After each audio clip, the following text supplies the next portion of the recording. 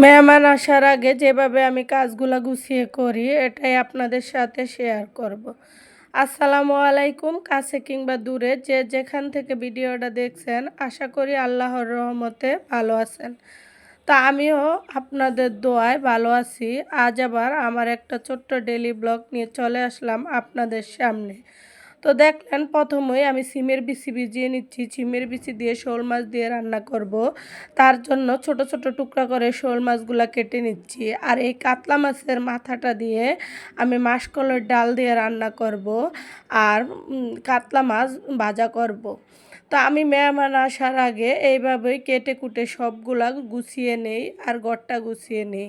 তারপরে রান্না বসিয়ে দেই। এই যে একে একে আমার রান্নাগুলো হয়ে গেছে। এখন আমি একটু ভর্তা করে নিচ্ছি। আর আমার মেহমানগুলা একটু ভর্তা প্রেমী। এই কারণে তারা আসার আগে আমি একটু ভর্তা বানিয়ে নেই। আর আমিও ভর্তার অনেক পাগল।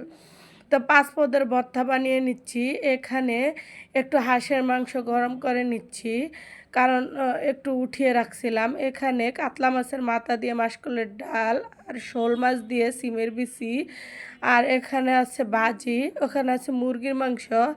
সব কিছু মিলিয়ে আজকে দুপুরে আমি যা কিছু রান্নাবান্না করছি, এই যে সব কিছু A to Z আপনাদের সাথে শেয়ার করতেছি।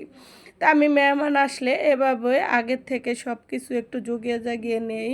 কারণ একা একা করি তো, এই কারণে রান্নাগুলা একসাথে গুছিয়ে করে এই যে পরিবেশন করার সময় আপনাদের সাথে একটু শেয়ার করি। আর আমি গরম গরম কাতলা মাছটা ভেজে নিব, এই কারণে এতক্ষণ ভাজি না, টেবিলেও খানা গুছাইতেছি গরম করে। আর এইখান দিয়ে কাতলা মাছটা আমি ভেজে নিচ্ছি। আর আমি সকালবেলা নাস্তার জন্য খিচুড়ি পাক করছি, তো একটু খিচুড়িও আছে, ভর্তা দিয়ে খেতে পারবো যার ইচ্ছে করে।